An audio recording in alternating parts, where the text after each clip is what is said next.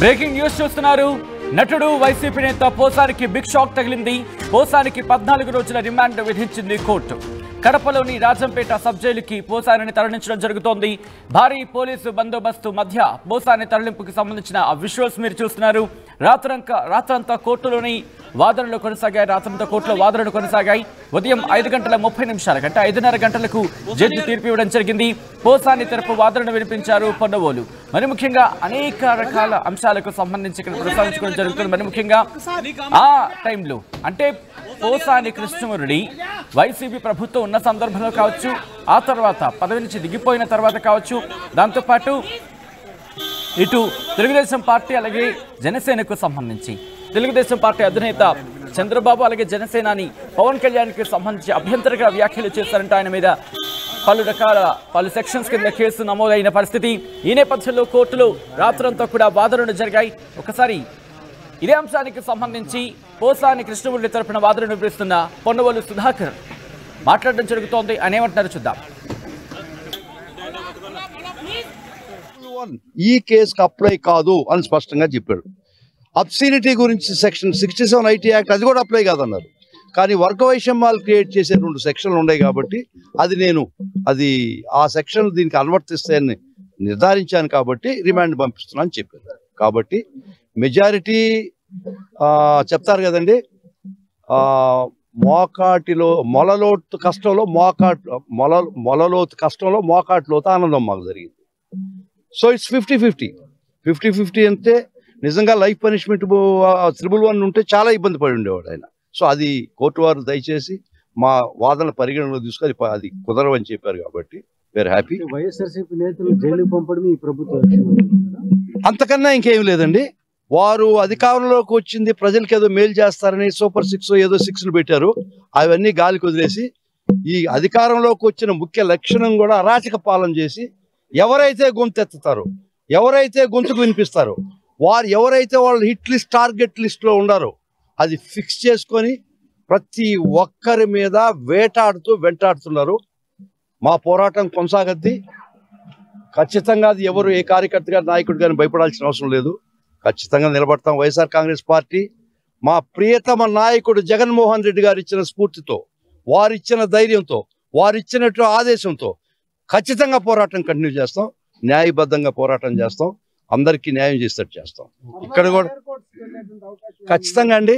ఇది అర్నేష్ కుమార్ జడ్జిమెంట్ చాలా స్పష్టంగా కూడా చెప్పింది. చాలా ముఖ్యం. ఈ 5 సంవత్సరాల లోపల పనిష్మెంట్ ఉండి కోర్టు వారు కానీ రిమాండ్ చేస్తే ఆ కోర్టు వారు కంటెంప్ట్ కింద వస్తారని కూడా చెప్పింది జడ్జిమెంట్లో. 5 సంవత్సరాల లోపల పనిష్మెంట్ ఉంటే మీరు రిమాండ్ చేస్తే ఆ రిమాండ్ చేసిన కోర్టు కూడా కంటెంప్ట్ కింద వస్తుంది. అర్నేష్ కుమార్ చాలా స్పష్టంగా చెప్పింది. అయినా కూడా సుప్రీంకోర్టు తీర్పు ఆ విధంగా ఉండినా కూడా, మా వాదనలు ఆ మార్గంలో ఉండినా కూడా ఆ గౌరవ సుప్రీంకోర్టు వారి జడ్జిమెంటు తీర్పును పరిగణలోకి తీసుకోవడం చేయలేదు. మరియు మా వాదనలో కూడా ఆ 2 విషయాల్లో పరిగణలోకి తీసుకోవడం జరగలేదు. ఖచ్చితంగా 5 సంవత్సరాల లోపల ఏ కోర్టు కూడా రిమాండ్కి పంపిస్తే ఆ కోర్టు కంటెంప్ట్ కింద కూడా వస్తుందని జడ్జిమెంట్లో ఉంది. మాకు ఉండినటువంటి న్యాయంలో అన్ని మార్గాలు అన్వేషిస్తున్నాం. ప్రతి మార్గం కూడా మేము ఏది వదలం, అన్నీ చూస్తాం. ఎవరు కంటెంప్ట్ కింద వస్తారో వాళ్ళ మీద కూడా చర్యలు పైకోర్టుకు పోతాం. ఇది సమంజసం కాదు. ఒకసారి మీరు 111 తీసేసిన తర్వాత, ఐటీ యాక్ట్ లేదని తర్వాత, ఇది దీనికి అనువర్తించడం అని చెప్పిన తర్వాత కూడా కొరవ సెక్షన్లు 5 ఏళ్ళు లోపల పనిష్మెంట్ ఉన్నా కూడా, 5 ఏళ్ళు ఉండినా కూడా అర్నేష్ కుమార్ ఫాలో కావాలని మా వాదన. సుప్రీంకోర్టు వారు చాలా స్పష్టంగా చెప్పింది. అట్ట ఫాలో కాకపోతే ఏ కోర్టునైనా కంటెంప్ట్ కింద మేము బుక్ చేస్తామని సుప్రీంకోర్టు కూడా చెప్పింది. ఆ విధంగా కూడా మేము ఆలోచిస్తున్నాం. మేము ఈ న్యాయ పోరాటం ఆగదు. చాలా స్పష్టంగా చెప్తున్నాం. ఎవరు తప్పు చేసినా చట్ట ప్రకారం ఇది చేయకపోయినా వారు మాకున్న న్యాయ పరిధిలో మేము ప్రతి ఒక్క యాంగిల్లో మేము ముందుకు పోతాం. ఎవరు కంటెంప్ట్ కింద వస్తారో తర్వాత ఆలోచిస్తాం.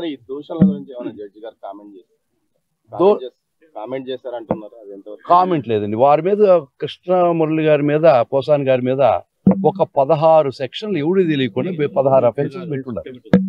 సుమారుగా 16. అది ఎవరికి కూడా తెలియదు. ఎక్కడ జరిగిందో తెలియదు. ఆ కేస్ క్రైమ్ నంబర్స్ కూడా ఇచ్చారయ్యా, ఇవ్వలే. క్రైమ్ నంబర్స్ ఇచ్చారు, ఆ కాపీస్ కూడా ఇవ్వలేదు. మాకు కాపీస్ కూడా రిమాండ్ రిపోర్ట్లో లేదు. అయినా కూడా కోర్టు వారిని ప్రిజుడిస్ చేసేటట్టు ఒక 16 కేసులు వారి మీద, ఒక బంచ్ ఆఫ్ కేసెస్ వారు లిస్టు తయారు చేసి ఇవ్వడం జరిగింది. దాంతో ఆ విధంగా నంబర్ ఆఫ్ కేసెస్ ఎక్కువ ఉన్నాయి కాబట్టి కోర్టు వారు సరైన నిర్ణయం, కోర్టు వారు సరైనగా తీసుకున్నారు. కానీ అది ఎంతవరకు అనేది మా దృష్టిలో ఎంతవరకు అనేది మేము మిగిలినటువంటి మాకుండే మార్గాలన్నీ అన్వేషిస్తాం. ఆ మార్గాల ప్రకారం మేము ముందరకు పోతాం. వారికి తెలియదండి, ఈ రోజు దాకా ఆయన మీద 16 కేసులు పెట్టున్నారని. ఇనిషియల్ స్టేజ్లోనే ఉంది, ఎవరికీ తెలియదు 16 కేసులు ఆయన మీద పెట్టున్నారని. ఇప్పుడు చూస్తే రిమాండ్ రిపోర్ట్లో రాస్తున్నారు 16 కేసులు నీ మీద పెట్టున్నాయని. ఇది కొత్త కాదు పాపం, కృష్ణమోహన్ మురళి గారి మీద కొత్త కాదు. ఏ ముద్దా మీరు ఒక ఫినామినా చూడండి, ఈ రాష్ట్రంలో ఒక ముద్దాయిని అరెస్ట్ చేస్తారు, వాడిని కస్టడీలో పెట్టుకొని వాళ్ళ దగ్గర కన్ఫెషన్ స్టేట్మెంట్ తీసుకుంటారు. అది చట్టసమ్మతం కాదని సుప్రీంకోర్టు చెప్పడం జరిగింది. అయినా ఆ కన్ఫెషన్ వేసుకొని ఇంకా 10 మందిని ముద్దాయిలు చేస్తారు. ఒకవేళ ఈ ముద్దాయి ఈ కోర్టులో బెయిల్ వస్తే రెడీగా బయట వ్యాన్ ఉంటుంది, బయట ఇప్పటికే ఉంటుందో పోయిందో తెలియదు. ఏ ముద్దాయి అయినా కోర్టు వారు బెయిల్ ఇచ్చిన మరుక్షణం గేట్ అవతల వ్యాన్ పెట్టుకుంటారు. ఎక్కడ తీసిపోతారో తెలీదు. శ్రీకాకుళం నుంచి ఇచ్చాపురం నుంచి కుప్పం దాకా ఎక్కడైనా ఏదో ఒక పోలీస్ స్టేషన్లో రిపోర్ట్ ఇప్పించుంటారు ఆల్రెడీ. వాళ్ళు వచ్చి తీసుకు పట్టుకుపోతున్నారు. ఒక ముద్దాయి ఒక కేసులో ఇక్కడికి వచ్చి ఏ కోర్టు వారు తలుపు తట్టిన తర్వాత, ఒక అరెస్ట్ అయిన తర్వాత మినిమం ఆ ముద్దాయి మీద 10 నుంచి 20 కేసులు ఉంటున్నాయి. 10 నుంచి 20 కేసులు, 25 వరకు ఉన్నాయి. మా స్నేహితుడు చెప్తున్నాడు 25 కేసులు ప్రతి ముద్దాయి మీద పెడుతున్నారు. ఏమన్నా బెయిల్ వస్తుంది అనుకుంటే 24 కేసులు వ్యాన్లు వచ్చి ఉంటాయి.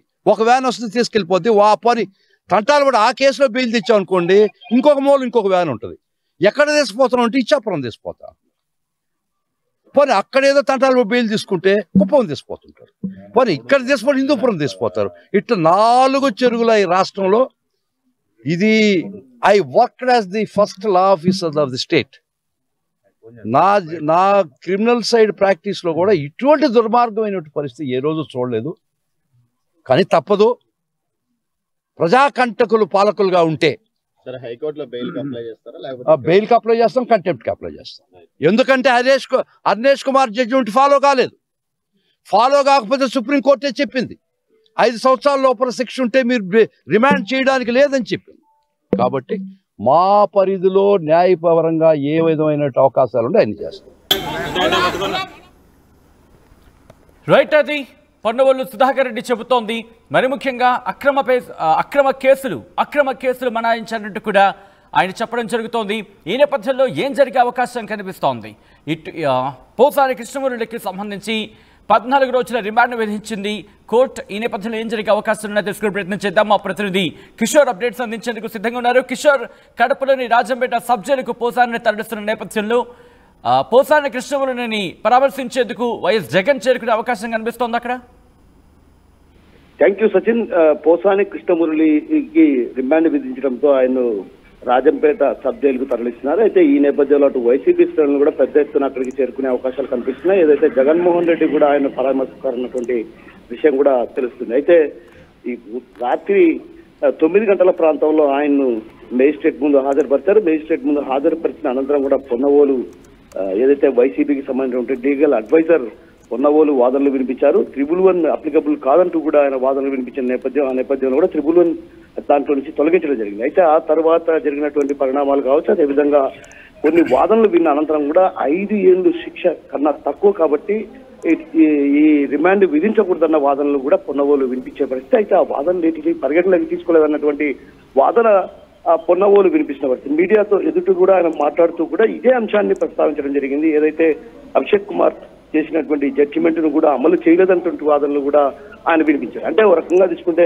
కక్షాదింపు చర్యల్లో భాగంగానే ఈ విధంగా ఆ పోసానిని ఇరికించారన్నటువంటి వాదనలు ఆయన వినిపించారు. అయితే అలాంటిది ఏమీ లేదన్నటువంటి విషయం కూడా స్పష్టం చేస్తూ కూడా 14 రోజుల పాటు రిమాండ్ విధించడంతో ప్రస్తుతం భారీ బందోబస్తు నడుమ ఆయన్ను రాజంపేట సబ్ జైలుకు తరలిస్తున్నారు. రాజంపేట సబ్ జైలుకు తరలించిన అనంతరంగా వైసీపీ శ్రేణులు కూడా ఆయన పరామర్శించేందుకు ఇప్పటికే రాజంపేట సబ్ జైలుకు చేరుకోవడం జరిగింది. వైసీపీ శ్రేణులంతా కూడా అక్కడ చేరుకున్నారు. అయితే ఆ నేపథ్యంలోనే ఈ రోజు కానీ లేకుంటే రేపు కానీ వైఎస్ జగన్మోహన్ రెడ్డి కూడా ఖచ్చితంగా పోసానిని పరామర్శిస్తారు.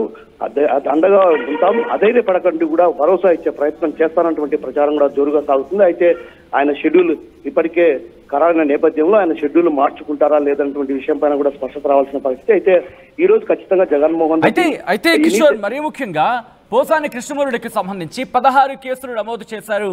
మరి ముఖ్యంగా అక్రమ కేసులు బనాయించారంటూ కూడా ఇక్కడ పొన్నవోలు సుధాకర్ రెడ్డి చెప్పడం జరుగుతోంది. నిజంగా ఇప్పుడు వీటికి సంబంధించి ఏం చేయబోతోంది వైసీపీ?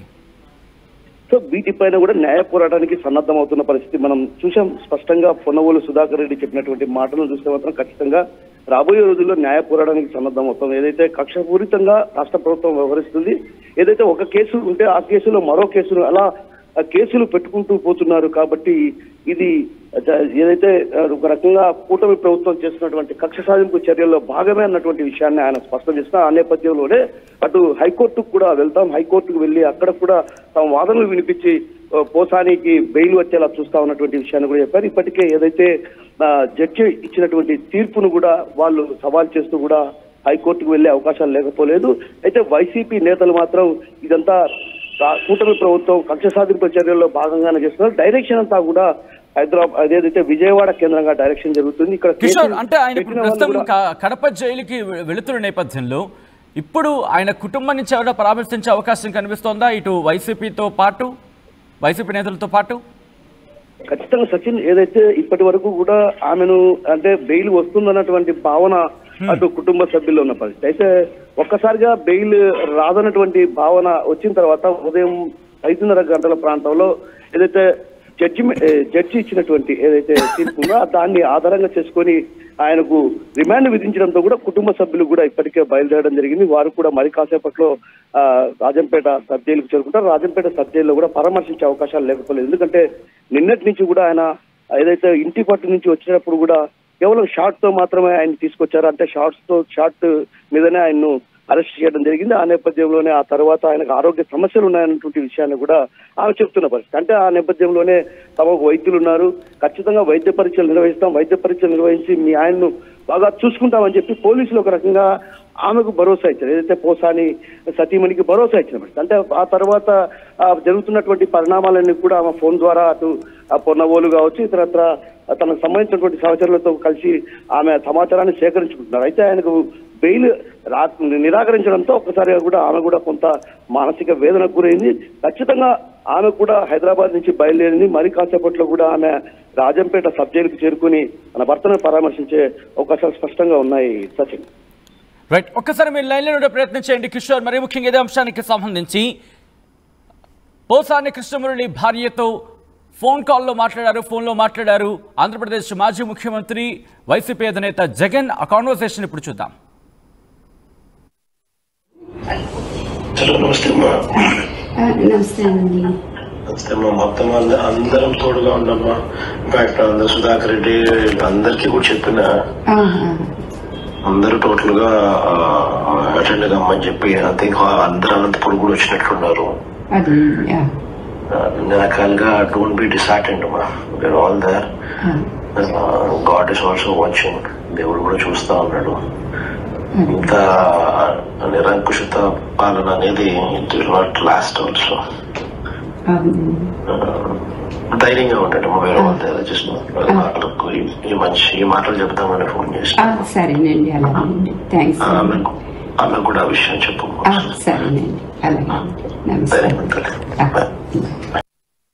టీవీ యాప్ వార్తల్ని క్షణాల్లో చదివే అవకాశం ఉంటుంది. ఒక న్యూస్ పేపర్, ఒక టెలివిజన్ ఛానల్